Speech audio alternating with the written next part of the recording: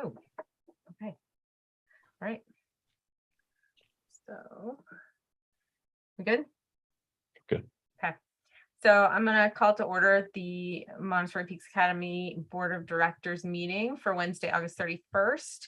It is now 4:36 p.m. Becky, I'm going to let you go ahead with the roll call.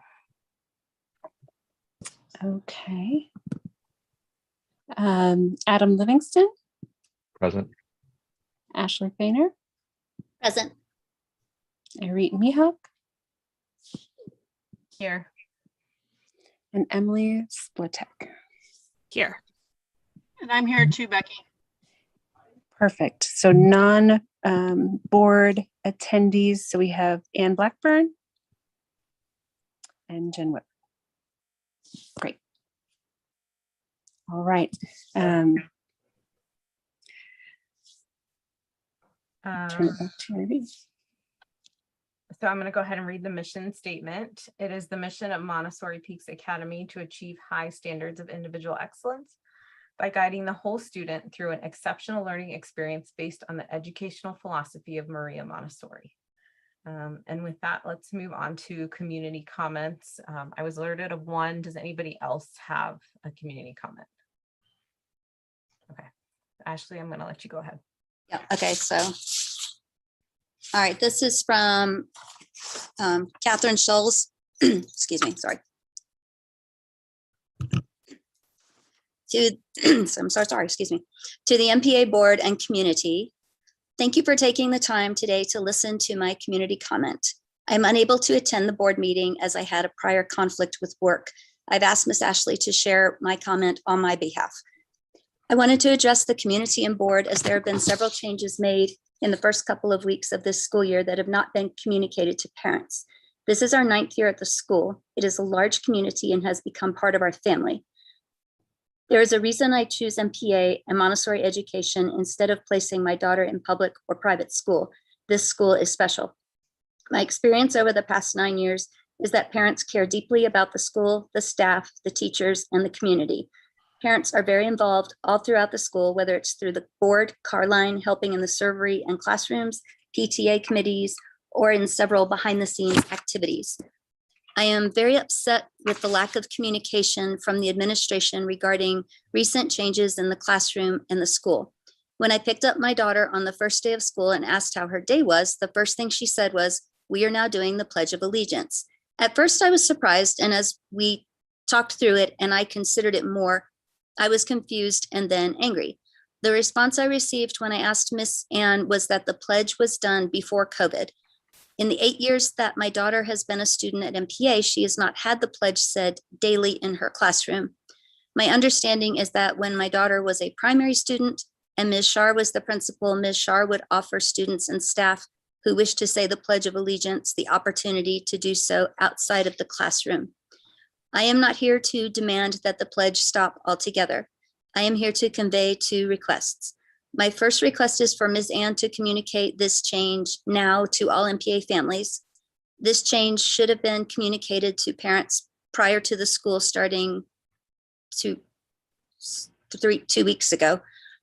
Parents could have talked to our kids in a manner we feel appropriate and discussed how the pledge aligns with our family beliefs. I could have given my daughter the opportunity to ask me questions or remind her that she did not have to participate in saying something she might not understand or agree with. My second request is to compromise and move the pledge outside of the classroom to the atrium or on the sidewalk where the flagpole is for all willing participants.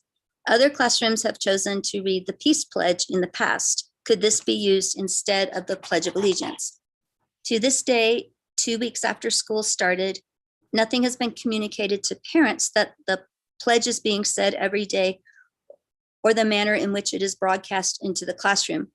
I personally don't understand why this hasn't been communicated and why we are doing it, other than Ms. Ann's initial response that we used to do it. Also, based on my research, there's a statute in Colorado that states public elementary and secondary schools are required to provide an opportunity each school day for willing students to recite the Pledge of Allegiance. Broadcasting the pledge into the classroom is not truly giving those students or teachers not willing to participate an opportunity to opt out of doing so. In 2020, the Denver Public School Board stopped saying the Pledge of Allegiance during meetings. The committee began reading statements in respect to Black History Month and having guest speakers such as the Colorado Poet Laureate read something. If the largest school district in the state can remove reciting the pledge in meetings, why does a Montessori charter school feel the need to recite it because we used to do it? I have also heard from other parents and my daughter about security changes both inside and outside the school. I have yet to hear of these changes from the administration. These changes bring home questions and statements that I cannot help my daughter understand, as I do not have all the information. We can all agree that communication is key to building trust and forming relationships. I personally feel like there has been no communication from Ms. Ann on the changes being made to the school and classrooms. As a parent, I receive a monthly newsletter from my daughter's teacher with updates, changes, classroom routines, etc. However, little to nothing has been communicated from Ms. Ann related to these changes at the school. Thank you for your time today. I appreciate Ms. Ashley sharing my comment and the board for listening. Kind regards, Catherine Schultz, Upper L parent. Thank you, Ashley, for reading that on behalf of Catherine. Thank you, Catherine, for taking the time to type up your comment since you couldn't be here with us today. With that, I'm going to move into the next piece on the agenda, resignation of board members. As the board was alerted, we had a resignation from our parent member of the board, Sarah Stevens, and we also had a resignation from the community member of the board, Carmen Center. Both have resigned for similar reasons, changes in work-life balance, new jobs, unable to make the time commitment and be here on the board and participate as is needed. So with that, we have two positions that we need to discuss how we want to go about filling it. The parent slot. So for now, we are not in the middle of an election time. We're not close to an election time. So as a board, we have to discuss how we want to go about filling that slot. My understanding is that as a board, we have the ability to appoint a new member of the board of directors if we have somebody that is interested and we vote and they are then placed on the board. Any questions, comments? I know in the past, we have, instead of, trying to run another election, we've taken other candidates from prior elections that showed interest and then gave them an opportunity to step into the seat. Do we know if there's anyone from this last election that would be interested, or if not, we could look to other prior elections as well? So we do have somebody who was in this last election. Her name was Rebecca Dalton, and she is still currently interested in joining the board, should we go down that way.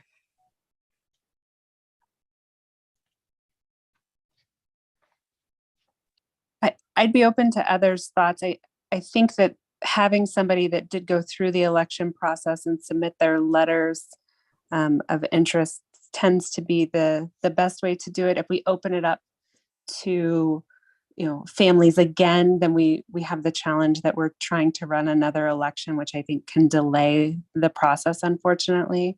So I think it's an easier process if there's not a concern and we have a qualified candidate, which Rebecca would be. I agree. Yeah, I think that shows that their interest, their commitment, you've already got that in people who were running the first time. I have a proposal. Many times, when you talk about soliciting interest, it can be soliciting interest for the board to consider and appoint, because we have the authority to, when someone resigns, we appoint them until the election, right? And we appoint the person to fill the remainder of the term, not to, start a whole new term. And so we have a lot of new families this year. And, it's the board's decision among candidates rather than going through the expense of a whole new election until May when we will have elections. So the other option we could do is we could invite Rebecca, but we could also open it up to the new families and anybody else that might have had a change in their work-life balance over the summer and might now say, well, I wasn't able to think about it last May, but I am now and I'd like to serve. That way we would have a pool of candidates. This has nothing to do with Rebecca or anything. I don't even remember all the details. I don't know Rebecca personally, but it might be a way to just, you know, raise awareness. And if they don't want to run now, or not run, but if they don't want to throw their name in the hat for our consideration, they could do in May again. Maybe it's kind of like a test run for the elections that'll come up in May again. So anyway, we could always do that and invite Rebecca, but also invite anybody else that wants to put their name in, and then we can consider them. I'm okay with that proposal, Brittany. I think we should give a deadline that's, you know, before the next meeting. And if we're going to do it that way, maybe have them join us at the next meeting to say a couple words. And then at that point, we make a decision and move forward. I don't want to drag this out longer than it needs to be. No, I agree, sooner rather than later, so we can have everybody full board, you know, operating through the year. Okay. That's I the agree. 20th, our next meeting. Hold on, I'll give you the date. Just verifying. Thank you. That's fine. September 20th at 6:30. I agree with what Brittany said. I think that's the most fair way to do it, particularly because we have so many new families who might be interested in joining. So I think that's a good way to approach it. My only thought is that we should probably start right away in getting the word out that we do have this opening, or these openings, I guess, just so we can try to fill that as soon as possible. Okay, so my recommendation, looking at the calendar, would be to say that the deadline's September 15th. That way, if somebody's trying to give us a resume or whatnot, it doesn't come through, or we have time to contact them and get everything set up before the meeting on the 20th. Anybody think that that's too fast, unfair? I think that gives us a good opportunity also to publish it at back to school night. All those events that I know Anne's going to be, you know, pushing out information and everything now that the first couple of weeks of school have settled in a little bit, and it'd be a good opportunity, and it's still give another week for people after that to submit. So I think that's a good timeline. All right, September 15th, then I don't think we need a motion or vote on it for a deadline for submitting that a letter and resume. And then those who are interested and have submitted can join us on the 20th. And at that point, we'll try and make a decision and move forward. So that's for the parent role. And then we also need to find a community member to fill Carmen's spot. So one possible idea, and I'm not quite sure how to outreach them or what the connections would be, is to see if we have former parents of students who might be interested in taking on that role, who might have time. They know the school, they know the community. I think it would be a good fit, but I'm not really sure how to find those folks. So that's just one idea. We might also consider, you know, kind of the intent of the community person is to find somebody not connected to the school that has resources out in the community that we can or background that we might need on our board in the next in the upcoming year or two. And so considering what we've got on our plate, you know, we might ask families if they know of somebody, you know, at work or you know, through their extracurricular groups or, you know, religious groups or whatever, that they might know somebody that, you know, if somebody is involved with middle school or someone that's involved with building or someone that's involved with fundraising.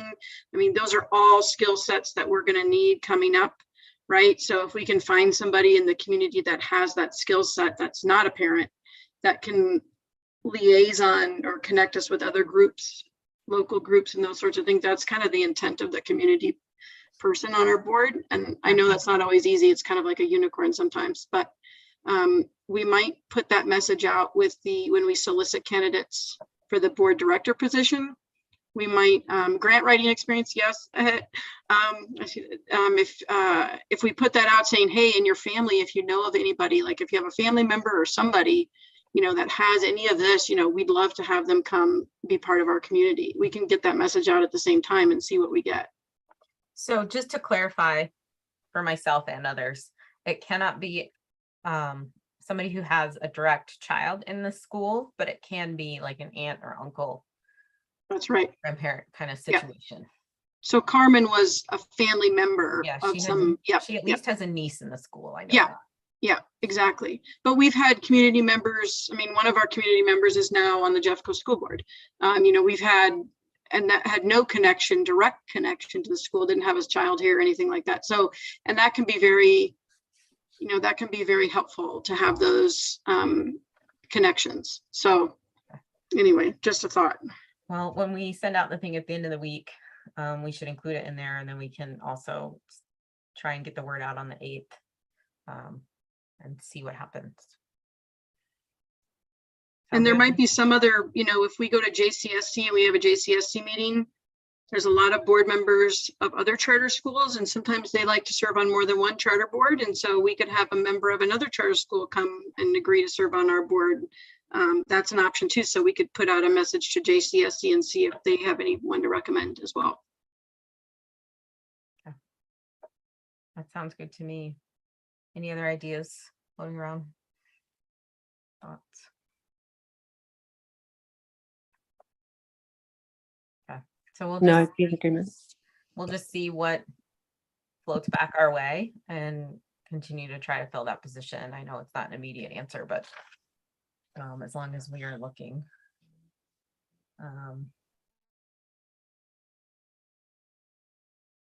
And then the next thing is assistant pay. So everybody received a proposal regarding what some of the assistants are currently making and what is proposed in terms of a change in hourly rate.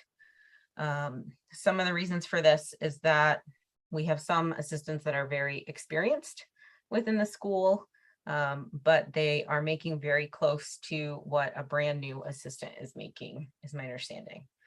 I'm sorry, So- Erie. I'm just going to go ahead and log off then. No, if you're fine. you're starting. Okay. Yep, Thank you go guys. ahead. Appreciate Thank you it. for joining us. Of course. So with that information, hopefully everybody's had a chance to look at the proposal. My first comment or question is to Jen, just to make sure that we don't put the school in a place where we're not going to be in a good place budget wise moving forward. I know there were changes in the PPR. I don't know what the final amount of that change was. And I'm just going to kind of put you on the spot and explain that to us so that everybody understands budget wise what the effect would be if this proposal went through. Well, the good news is we're early in the budget, so there's lots of money everywhere. So that's always awesome. But as far as PPR, we were very conservative when we budgeted back in March. Originally, we had PPR at just under 9,000, and it's looking like it's going to come out at 9,300. We won't know for sure until usually November, December. So that right there, we're going to have another $355 per student. So alone, that can take care of it. We've also been able to reduce some other expenses in and around the building. So at this stage in the game, it's absolutely not going to impact our budget negatively, If you remember when we adopted the original budget, I was trying to get that information back because it's always good to, as we make these decisions, as we go throughout the year, the budget keeps getting revised, and it can add up, 10,000 here, 20,000 here pretty soon.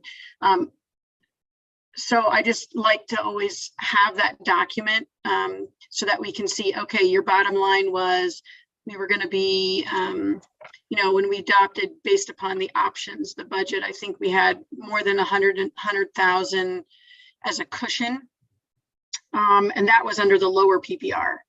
And so I know we have even more than that as a cushion, and I'm not aware of any current expenses that have exceeded or that have blown our allocated line item for a budget already or anything like that, or significantly taxed it in the first, month or whatever.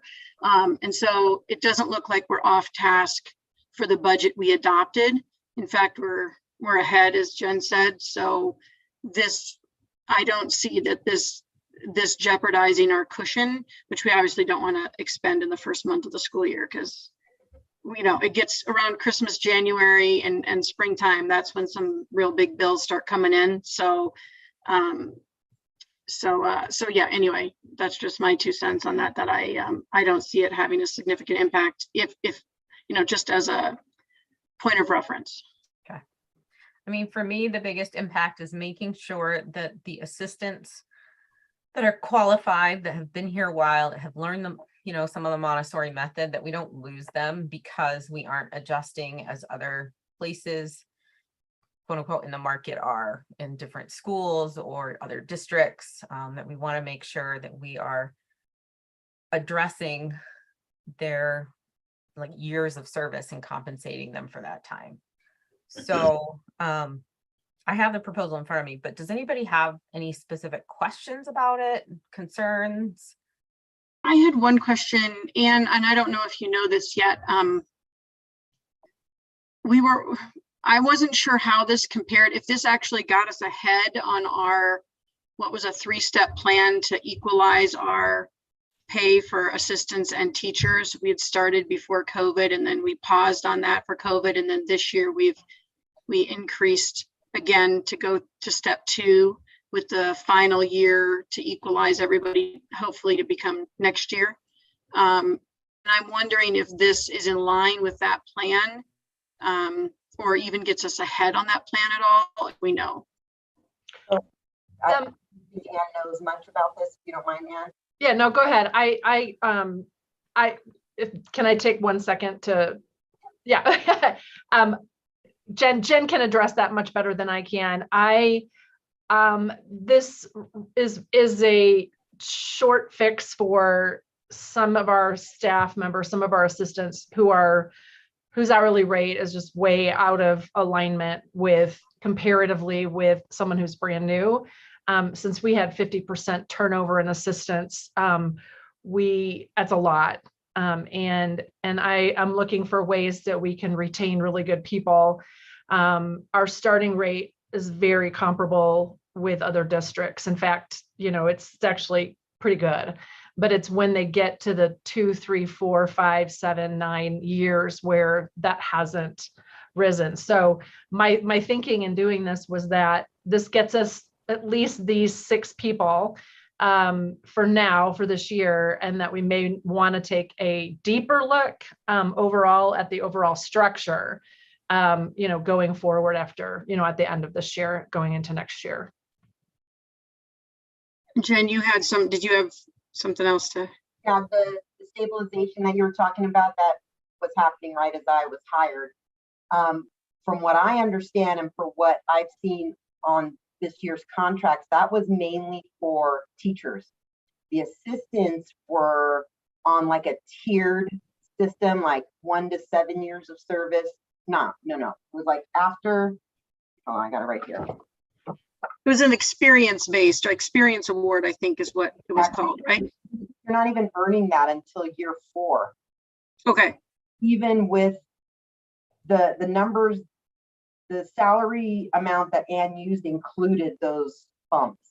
So they're still not close to, the way on minimum wage jumped so much. They're just not, there's too big of a gap between right. That started 6, 7, 8 years ago. So we might need to just take a look at that when we do our new budget, revise the plan and the numbers, just not, because that was a plan the board voted on. And so if we need to update it to be more consistent with that, then we might want to just take a look at that and be more aggressive in that plan than we had originally thought we could do financially, but we might be able in a place to take a more aggressive approach. But all those questions were not just, I completely support what you're saying, Ann, and I completely support the proposal. I just wanted to ask how that folded into our overall larger financial strategy that we had. So thank you for that. And my question is, if we're looking at all assistants, does adjusting these 6 get everyone in the same bands? So 1 to, or 0 to 5, 5 to 10, or are there still teachers that are going, assistant teachers that are going to fall outside of the band that they should after these adjustments? The others on, so this is really represents everyone who's not brand new, because we have 7, we still have 1 position left to fill. But we have 7 assistants who are in their first year.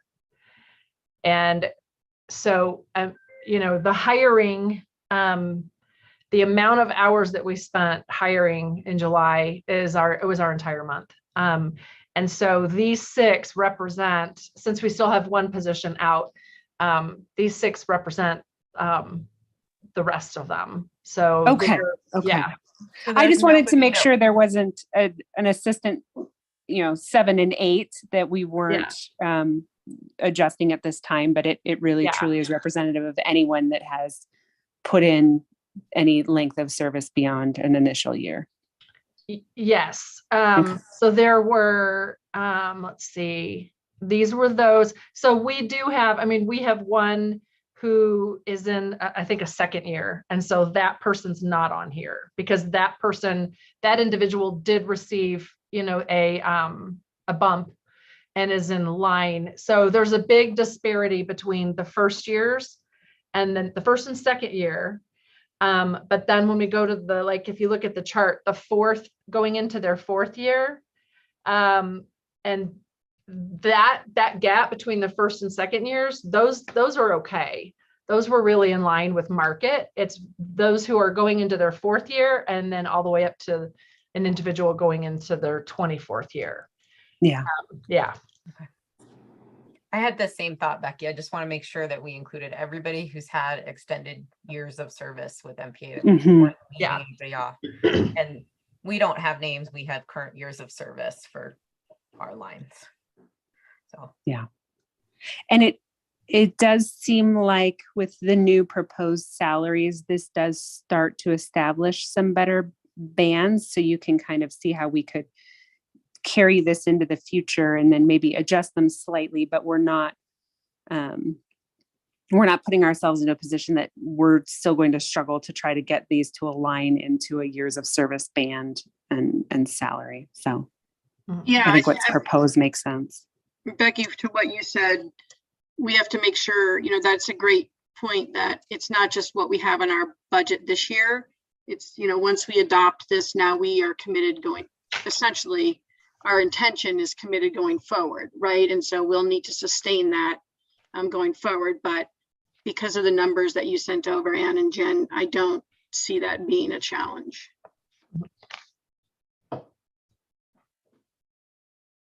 does anybody else have any other questions regarding the proposal that's in front of us? I may have to double check but I believe that when I put this together, I did not include that bonus. I just went with their base salary because the years of service bonus didn't start until year 4. Correct. And I think it was a $500 or $700 bonus. Let me see if I can pull up my spreadsheet. Was the intent to have it included or to not have it included? I'm just curious what the intent was.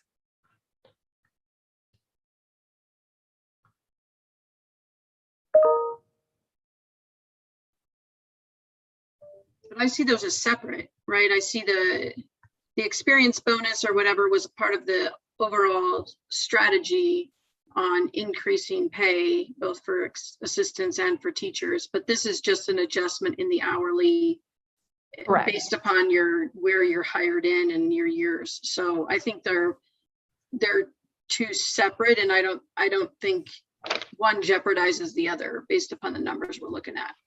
Yeah. So for instance, in our hiring challenges and labor shortage, we did also offer this year some signing bonuses. So there were some individuals who are brand new who also got a signing bonus for coming on. So that bonus and then this experience bonus, these individuals on this list have also that experience bonus, but some of our brand new people starting out at 50 cents lower an hour, difference than some of these folks. There were some of those signing bonuses also, if that makes sense. And those are one-time commitments, not that we need to sustain that going forward, based upon circumstances and those sorts of things. So I see them as kind of separate. Mm-hmm. Yeah, those are two separate things. Yeah. So let's double check my. The only thing that I was wondering is the final individual listed with current years of service. Should there be a greater adjustment for something beyond 20 years? And maybe it doesn't have to be at this moment, but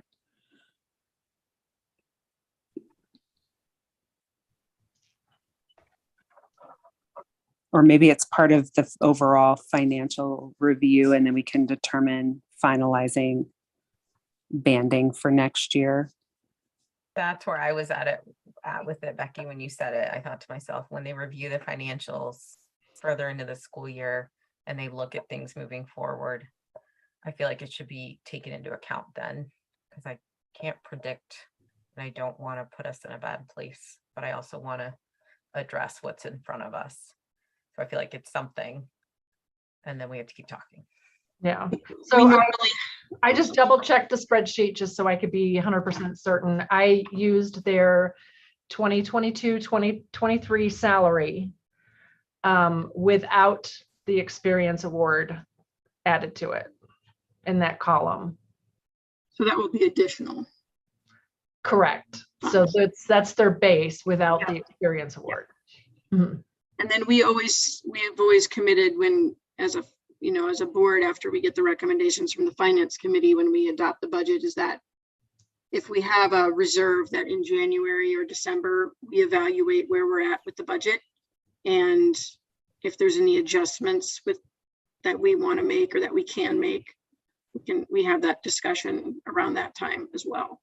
And then we take that going into budget development season, January, February. That sounds reasonable to me, Brittany.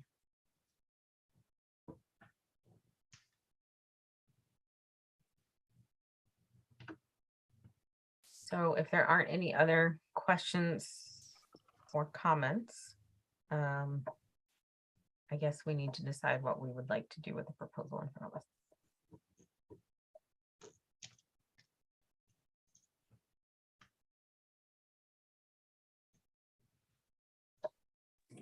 I'd be happy to motion that we adopt the proposed increases that were presented by Anne for the 2022-2023 school year contracts.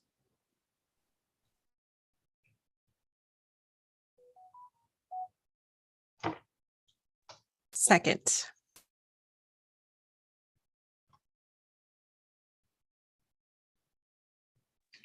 Okay, give me 2 seconds and I will do a roll call here. Irene Mihawk, Yes.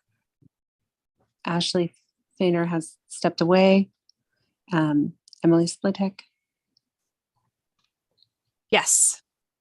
Becky Springstead. Yes, and Brittany Horseman.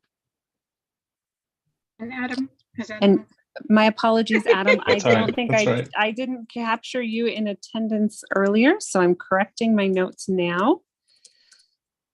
Now you are here, you're fully present. Adam Livingston. Yes.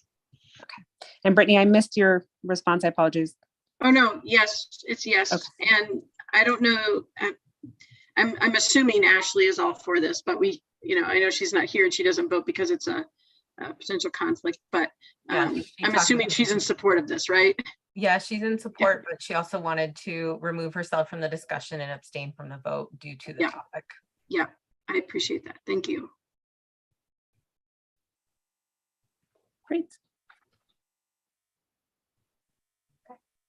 I just like to make sure that, for those community members that in the minutes, that it reflects that the staff person did share their input, even if they didn't have an official vote. Yeah.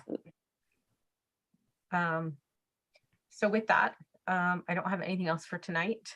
I do want to say thank you to everybody who came on a night that we previously weren't planning to meet so that we could address these issues. And thank you to the staff, the administration, for continuing to help our kiddos move forward in their school year. So that's it for tonight. Thanks, everybody. Thank you. Good to see you guys. Have